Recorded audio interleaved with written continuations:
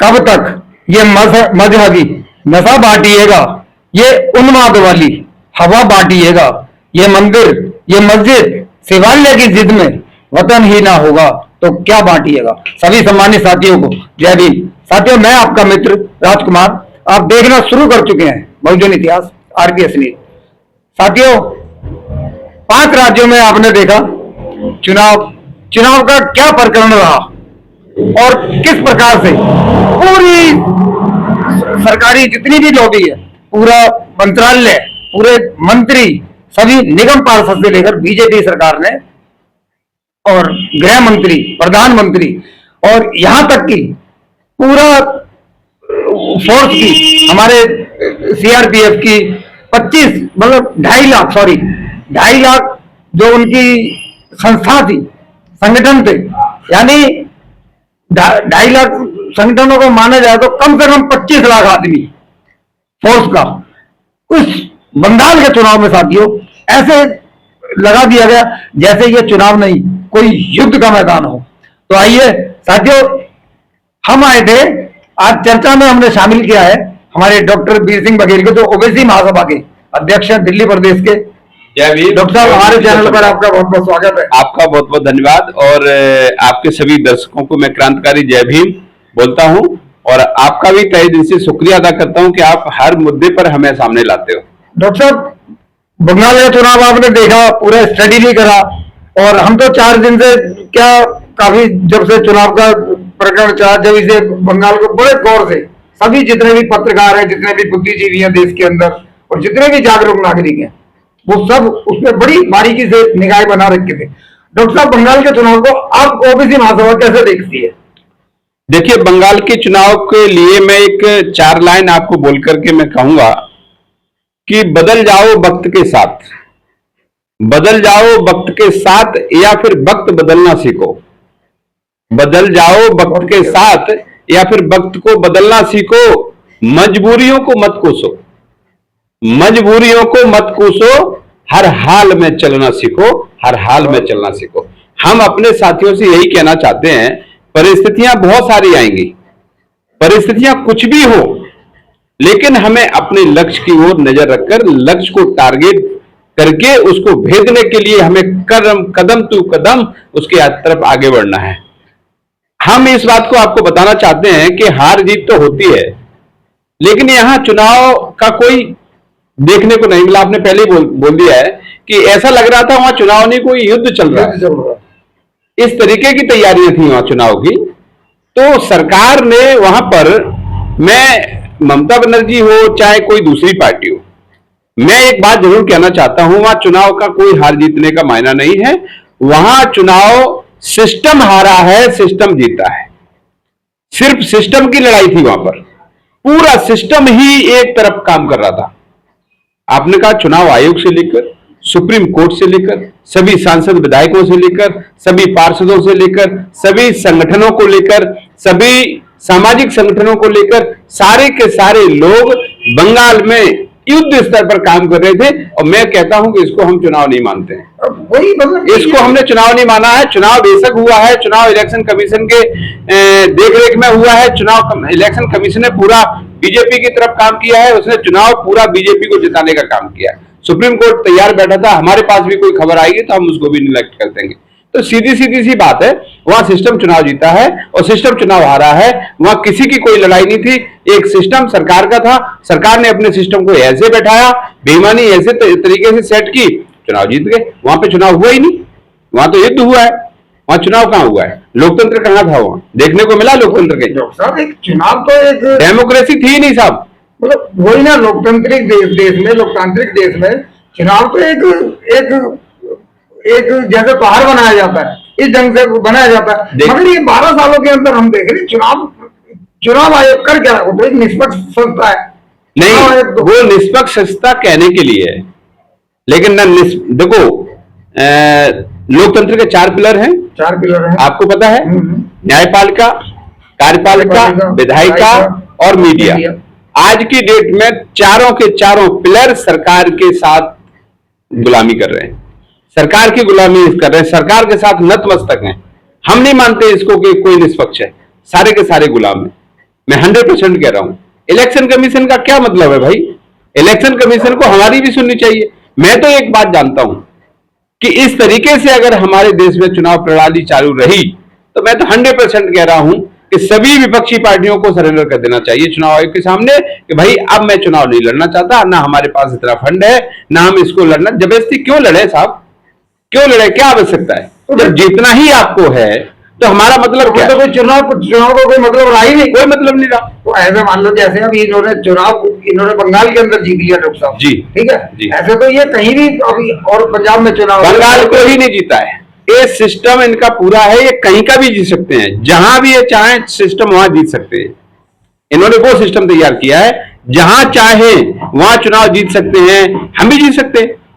अगर हमारे हाथ में सिस्टम आ जाएगा, अगर हम चाहेंगे बेईमानी करना इनकी तरह, तो हम भी जीत सकते हैं। डॉक्टर साहब आज सरकार मान लो इनकी है, इन्होंने जैसा ये कर रहे हैं, अब आगे सरकार और भी ऐसा तो है नहीं लोकतांत्रिक जैसा कि आप 10 साल 20 साल 5 साल या हो सकता है अभी हाल में सरकार तो चेंज होगी। सरकार अगर चेंज होती है तो वो भी इसी रवैये वो अपनाएंगे। ये आगे तो जनता को इतना जागरूक होना चाहिए ना। मैं इस काम को और ईमानदारी से भी कर सकते हैं। हाँ बिल्कुल ईमानदारी तो अगर डेमोक्रेसी को अगर देखो, मैं आपको बताऊं, मेरा प्लान जो है, मेरा विचार है, मेरा भोजन विचार है हमारे महापुरुषों ने हमें ईमानदारी सिखाई है। हम कुछ काम ईमानदारी से भी कर सकते हैं, उसमें क्या दिक्कत है भाई? हम चुनाव डलवाएंगे। इलेक्टोरल बोर्ड का मतलब क्या है भाई? वोटर का मतलब क्या है? जब लोकतांत्रिक देश का यही तो एक खूबसूरती है। बस जब उस व्यवस्था को हम चकनाचूर कर देंगे तो फिर चुनाव का कोई महत्व नहीं बचता है। चुनाव का कोई महत्व नहीं बचता। फिर इनकी मर्जी है, जिसको जिताना उसको जिताएंगे, जिसको हराना उसको हराएंगे, जिसकी चाहेंगे उसकी सरकार बनेगी, जनता परेशान रहेगी। उसमें डेमोक्रेसी का कोई नामो निशान बना रहने वाली बात नहीं है, नामो निशान मिटाने वाली बात है। तो डॉक्टर साहब जिस हिसाब से गृह मंत्री ने, प्रधानमंत्री ने ऐसे ऐसे वहां बयान दिए, चुनाव आयोग ने कोई उस पर बिल्कुल एक संज्ञान नहीं लिया। गृह मंत्री ने जो बोला, जो गृह मंत्री ने बोला कि हम उल्टा लटका देंगे, ये गृह मंत्री की भाषा होती है। देखिए ये गरिमा होती है। ये मैं आपको बताऊं ना, इन्हें खुद की गरिमा का पता है, ना जनता की गरिमा का पता है, ना देश की गरिमा का पता है। इन्हें चुनाव जीतना है, इन्हें देश को लूटना है। सीधी सी बात, इनको देश को लूटना है। आप बताइए कि इनके पास जो युद्ध इसकी तैयारी चल रही है, आप देख रहे हैं जो ईरान और अमेरिका इजराइल का जो युद्ध चल रहा है, आप देख पा रहे हैं उनके पास कैपेसिटी क्या है, हमारे पास कितनी कैपेसिटी है। 9.5 दिन का बजट है। 9.5 दिन हम तेल जो मटेरियल है तेल का, हम 9.5 दिन काट सकते हैं। सरकार के पास कितना है? 65 दिन का ऐसा कुछ है, 64-65, मतलब टोटल हमारे पास 2 महीने का बजट है, 2.5 महीने का बजट है। कैसे लड़ेंगे हम? कैसे भी शुरू बनेंगे भाई? डॉक्टर साहब ये लोकतंत्र में जनता क्यों नहीं समझ रही? जनता को पूछ कौन रहा है? को सोच रही है बस 5 किलो रसीद इसी को विकास समझ रही है। जनता को पूछ कौन रहा है? जनता को कौन पूछ रहा है साहब? जनता को कोई नहीं पूछ रहा है। वहां डेमोक्रेसी है, उनके वोट बचाना जो हमें डलवाना है, बाकी के वोट काट दो भाई, विपक्ष के वोट काट दो, अपने पक्ष के वोट बचा लो, बात खत्म। 27 लाख वोट काटे हैं और जो निष्पक्ष जो जनता के लिए जो संस्था होती है चुनाव आयोग, वो ऐसा ही कर रहा है। और जिनके वोट काटे उसको ट्रिब्यूनल में भेज रहे हैं, या तो कोर्ट में भेजे उनको। ट्रिब्यूनल में तो कोई नागरिकता थोड़ी चेक हो रही है यहाँ पे। देखिए मैं आपसे क्या कह रहा हूँ कि इनका सीधा सारे के सारे मिलकर मूर्ख बना रहे लोगों को। सीधा सीधा इनका मकसद है किसी भी हालात में, एन कैन प्रिपेयर, किसी भी हालात में चुनाव जीतना है और कुछ नहीं। चुनाव जीतना है, न विकास से मतलब, न देश से मतलब, न इनको डर लगा हुआ है। मैं आपको बता दूं, ये डरे हुए लोग हैं। ये सोच रहे हैं कि हमने जो कुकर्म कर दिए, 12 सालों अगर सरकार कोई दूसरी आ गई तो ये कुकर्मों का बदला हमें जेल मिलेगा, जेल जाना पड़ेगा। तो और मैं आपको 100% बता रहा हूँ, ये लोग जेल जाएंगे। देखो ये 100%। देखिए मैं छोटा आदमी हूं, लेकिन मैं समझता बड़े लेवल की बात को भी हूं। जब मैं मीडिया पे जाता हूं, जब सोशल मीडिया पे जाता हूं, जब मैं बड़ी बड़ी प्रिंट मीडिया, इलेक्ट्रॉनिक मीडिया को देखता हूं, तो मैं समझ में आती है, पढ़े लिखे लोगों की ये पहचान है कि बात को समझते हैं। भले हम छोटे स्तर पे काम कर रहे हैं, लेकिन बड़े स्तर की बातों को मैं समझता हूं। अमित शाह ऑलरेडी अपराधी आदमी है, वो अपराध किस्म का व्यक्ति है। वो अमित शाह के पास कोई बुद्धि विवेक नहीं है, सिर्फ वो मुंह से लड़ाई लड़ता है। जैसे इलेक्शन कमीशन को आदेश दे दिया, मुझे जीतना है, कैसे जीतोगे कैसे नहीं जीतोगे वो आप जानो, मेरे पास कोई दिमाग नहीं है, दिमाग आप लगाओ, बस मुझे चुनाव जीतना है। डॉक्टर साहब, अभी भी भारत के अंदर 12 सालों के अंदर इन्होंने इतने, सरकार ने इतना तानाशाही ठोकी है लोगों के ऊपर। आपने देखा कैसे टैक्स जनता निचोड़ ली है, टैक्स लगा लगा के जनता के पास क्या बचा है? कुछ नहीं बचा। फिर भी अभी आप देखिएगा कि अगर अब जनता जागरूक होने लगी, जनता ने बंगाल देखा और बंगाल के बाद में अब जनता सोच रही है, क्योंकि हम तो सोशल मीडिया पर एक्टिव रहते हैं, सोशल मीडिया पर जैसी जैसी खबरें आ रही हैं उस ढंग से हम तो अपने विजुअल अपने इस पे दिखा भी नहीं सकते चैनल के ऊपर। इन्होंने जो बोला था कि उल्टा लटका देंगे, अभी चुनाव का रिजल्ट भी नहीं आया था, तो वहां पे बीजेपी समर्थक टीएमसी के ऑफिसों में घुस गए, उनके ऑफिस में घुस के आग लगा दी, जला दी है, तो इतना बुरा हाल कर रखा है। तो इनके लिए क्या बड़ी बात है? ये देश में आग लगा देंगे, आपको नहीं पता, ये बम ब्लास्ट करा देंगे, ये सब कुछ करा देते हैं। इनके संस्कार ऐसे हैं, आपने देखा ना, आरएसएस ने, ये आरएसएस के संस्कार से चलते हैं ना ये लोग। तो आरएसएस ने 52 साल तक राष्ट्रीय ध्वज अपने ऑफिस पे फहराया क्या? अपमान किया ना, राष्ट्रीय ध्वज का अपमान किया, संविधान को ये नहीं मानते हैं। इनके लिए क्या बड़ी बात है? इनके लिए कोई बड़ी बात नहीं। ये तो किसी में भी आग लगा सकते हैं, ये किसी को मार सकते हैं, ये किसी का कुछ भी कर सकते हैं, इनके लिए कोई बड़ी बात नहीं। तो आरएसएस तो डॉक्टर साहब एक सामाजिक संगठन है ना, पॉलिटिक्स में कहा। अच्छा, आरएसएस अगर सामाजिक संगठन होता तो फिर जो हमारे क्या नाम था उनका, जो यूनिटी बनाई थी उन्होंने, सरदार वल्लभ भाई पटेल ने बैन क्यों किया था इसको? वो तो 2 बार बैन हो चुका है संगठन। अगर सामाजिक, आप बताइए, इसलिए ये सामाजिक संगठन है, वो तो इसका कार्यकर्ता राष्ट्रपिता तो आरएसएस ने क्लियर कर दिया था ना, ये हमारा बंदा ही नहीं। तुम्हारे क्लियर करने से क्या हो जाएगा? आपने आप एक बात बताओ, जब आपका साथ में रहने वाला व्यक्ति किसी को मारे आया, उसके बाद कह रहे हमारा ऐसे कोई रिश्ता नहीं है, ये तो गद्दारी का पर्चा हो गया ना। तुम अपने आदमी के साथ नहीं दे रहे भाई। जो व्यक्ति तुम्हारे लिए मर रहा है, तुम्हारे लिए काम कर रहा है, तुमने कहा कि गांधी को मार दो, गांधी को मार दिया, और आप तुम कह रहे हो मेरा आदमी नहीं है, इसका मतलब तुमसे बड़ा तो कोई गद्दार नहीं है जो अपने आदमी का साथ नहीं दे रहे हो भाई। अपने आदमी का साथ तो दो कम से कम। तो मेरा मतलब यह है कि आरएसएस कोई सामाजिक संगठन नहीं है, ये इनके लिए, पूरे देश के लिए बहुत घातक संगठन बना हुआ है, और एससी एसटी ओबीसी समाज के लिए ये 100% ये घातक है। और मैं वादा कर रहा हूं कि आरएसएस जैसी विचारधारा को रोकने के लिए बहुजन विचारधारा को आगे आना पड़ेगा, बहुजन समाज के लोगों की सरकार बनेगी, तब जाकर के ये रुकेगा। डॉक्टर साहब, जनता को कोई संदेश दीजिए, जनता को क्या करना चाहिए इनके चक्कर में? देखिए, टीएमसी से भी हमको कुछ नहीं लेना, बीजेपी से भी हमको नहीं लेना, हमको लेना संविधान से। हमारे जो लोकतंत्र की जो प्रणाली खत्म हो रही है, जो लोकतंत्र की प्रणाली को इन्होंने ध्वस्त कर दिया, हम इसलिए अपने चैनल के माध्यम से इसलिए विरोध करते हैं। हमें पार्टियों से कुछ नहीं लेना, ना हम राजनीतिक आदमी है। देखो, मैं आपके चैनल के माध्यम से जनता को यही कहना चाहते हैं कि आपको संविधान की रक्षा के लिए, देश की गरिमा के लिए, और एससी एसटी ओबीसी दबे कुचले वंचित समाज के लोगों के हक और अधिकार के लिए, और महिलाओं के सम्मान के लिए, लोकतंत्र को बचाने के लिए, डेमोक्रेसी को बचाने के लिए, और संवैधानिक प्रक्रिया को बनाए रखने के लिए आपको बुद्धि और विवेक की आवश्यकता है। उस बुद्धि और विवेक को आप यूज करो।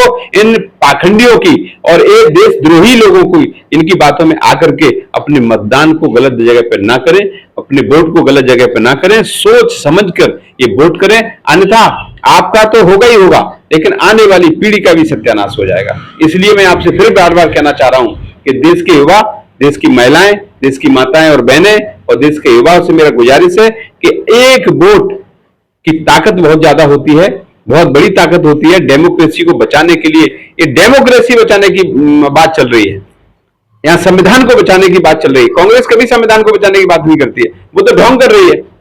संविधान का कांग्रेस ने ही सबसे बड़ा हत्या की है, और नहीं कांग्रेस अगर उस टाइम पे ये काम कर देती तो आज ये व्यवस्था बनाने के लिए खड़े ही नहीं हो पाते। तो कहीं ना कहीं कांग्रेस का ही देन है, और कांग्रेस बीजेपी मिलकर के, और कहीं कहीं छोटी मोटी जैसी पार्टियां हैं, जैसे दिल्ली में केजरीवाल है, ये मिलकर के ये एससी एसटी ओबीसी समाज के लोगों का नुकसान कर रहा है। और डॉक्टर साहब, चलते चलते आपसे एक सवाल और लेते हैं। एक बड़े महानुभाव का, बहुत पढ़े लिखे प्रोफेसर रहे हैं, डॉक्टर लक्ष्मण यादव, उनका बयान आया है एक कि बीएसपी सुप्रीमो बहन जी जो है, बहन जी का अध्याय खत्म हो गया है और राजनीति से, तो डॉक्टर साहब क्या जवाब देना चाहेंगे? देखिए, मैं लक्ष्मण सिंह को बहुत अच्छा प्रोफेसर मानता हूं। अब उन्होंने किस ढंग से बात रखी है, हो सकता है उनके अंदर कहीं जातिगत कीड़ा हो। मैंने सुना था, ये क्लिप सुनी थी कि अखिलेश यादव के अलावा संविधान को बचाने के लिए कोई नहीं आ रहा। तो देखो, ये तो कहीं ना कहीं जातिवाद की सोच हो सकती है उनकी। ऐसा लग रहा है मुझे कि एक यादव समाज के अखिलेश को ही क्यों बताया, जबकि संविधान को बचाने के लिए, महापुरुषों की विचारधारा को लेने के लिए हमेशा बहन कुमारी मायावती जी आगे आती हैं। मैं आपको बताऊं, कांसीराम साहब ने कबीर साहब को जिंदा किसने किया बताओ? इसमें कबीर साहब को जिंदा करने के लिए समाजवादी पार्टी की क्या भूमिका है? और इनकी महात्मा ज्योतिराव फुले को जिंदा करने के लिए बताओ इनकी क्या भूमिका है? तो कुल मिला के यह है कि ये लक्ष्मण सिंह जी की कोई ऐसी सोच हो सकती है या कोई लालच हो सकता है। बता रहे हैं कि समाजवादी पार्टी इनको राज्यसभा भेजेगी, इसलिए इन्होंने शब्द बोला हो। तो हो सकता है किसी न किसी लालच में आकर के ये बात बोली गई है, लेकिन इसमें सच्चाई नहीं। डॉक्टर, बहुजन समाज ने तो एससी समाज ने इतना साथ दिया उनका, जब उनकी नौकरी खत्म हुई, जब यूनिवर्सिटी ने उनको नौकरी से निकाला, तो उनकी एक नई किताब आई थी उनकी, उन्होंने किताब प्रकाशित, प्रोफेसर डायरी, हाँ प्रोफेसर की डायरी, वो सबसे ज्यादा 15,000 बुकें जितनी थी सारा एससी समाज ने खरीदी वो, ठीक है, उनका आर्थिक सहयोग किया। उसके बाद भी इनका ऐसा बयान, तो समाज जो एससी समाज है उसको बुरा नहीं लगा। मैंने क्या बोला आपको, ये कहीं ना कहीं राजनीतिक स्टेटमेंट है उनका, ये वो लालच में है। हो सकता है समाजवादी पार्टी से उनकी कोई बात हुई हो सकता है समाजवादी पार्टी ने उनको कुछ आश्वासन दिया हो कि हम आपको राज्यसभा भेज देंगे या विधायक बना देंगे या मंत्री बना देंगे। बताइए, बात तो वही होगी ना, जितनी पार्टियां बहुजन समाज के पीछे खेलती हैं, बीजेपी बहुजन समाज के ऊपर की विरमित करती है, कांग्रेस है वो उनको विरमित करती है। संविधान को बचाने के लिए बहुजन समाज पार्टी से कोई अच्छा दल नहीं है, ये बात मैं फिर कह रहा हूं। और वो बात अलग है कि परिस्थितियां क्या है, और बहन जी को भी इस बात को सोचना होगा कि हमारे जैसे जो लोग हैं, जो बहन जी के विचारों से और मानवर कांसीराम साहब के विचारों पे हमेशा काम करते हैं, और कहीं न कहीं ऐसे लोगों को भी सम्मान दिया जाए, ऐसे लोगों को भी पार्टी में जगह दो ना दो, हमें पार्टी में जगह कि हम तो काम करने वाले लोग, हम तो सेवा करने वाले लोग, बहुजन विचारधारा के लोग हैं, हम पार्टी की विचारधारा पे काम करते हैं और हमेशा करते रहेंगे। और हम आज से नहीं कर रहे हैं, स्टार्टिंग तो उन्होंने बहुजन समाज से ही करी है। हमने अब जाके हम वीडियो की हम 96 से बहुजन समाज पार्टी की विचारधारा से जुड़े। जब हमारे ग्वालियर चंबल संभाग में बहुजन समाज पार्टी का उफान पे थी, उस टाइम पे मेरा वोट भी नहीं हुआ करता था, तब भी मैं बहुजन समाज पार्टी के स्लोगन नारे लगाते थे। मानवर कांसीराम साहब को मैंने बहुत नजदीक से देखा है, ज्यादा नहीं देखा है, बहुत नजदीक से हमने सुना है। बहन जी को सुना है, जब मैं स्टूडेंट लाइफ में था तब मैंने सुना है। मैं फिर भी कहना चाह रहा हूं कि बहुजन समाज पार्टी ही जो बहुजन समाज के महापुरुषों को और बहुजन समाज की विचारधारा को, संविधान को बचाने के लिए, लोकतंत्र को बचाने के लिए सिर्फ बहुजन समाज पार्टी काम कर रही है। और कोई मुझे इतना मजबूती से और बाकी के सब स्वार्थी हैं, सब स्वार्थ के लिए काम कर रहे हैं, लेकिन बहुजन समाज पार्टी की विचारधारा एक ऐसी विचारधारा है वो हमेशा अडिग रहती है। डॉक्टर साहब, आपका बहुत बहुत धन्यवाद। हमारे चैनल पे आपसे चर्चा करके बहुत अच्छा लगा। सभी साथियों, ये हमारे डॉक्टर साहब थे और हर मुद्दे पर बड़ी दिमागी से अपने प्रश्नों के जवाब देते हैं और हर चीज पे हम डॉक्टर साहब से लेते हैं, सारे जवाब लेते हैं और आप लोगों तक पहुंचाते हैं। साथियों, अगर वीडियो अच्छी लगे आपको तो वीडियो को ज्यादा से ज्यादा लाइक करना, शेयर करना और चैनल को साथियों सब्सक्राइब करना। ये आपका अपना चैनल है। जय भीम, जय भारत, जय संविधान। साथियों, बहुत बहुत शुक्रिया। सभी लोग चैनल सब्सक्राइब जरूर करें, क्योंकि ये अपना चैनल है और इसे सब्सक्राइब करने का बहुत जरूरी है। आप सभी लोगों को बहुत बहुत धन्यवाद। जय भीम, जय भारत।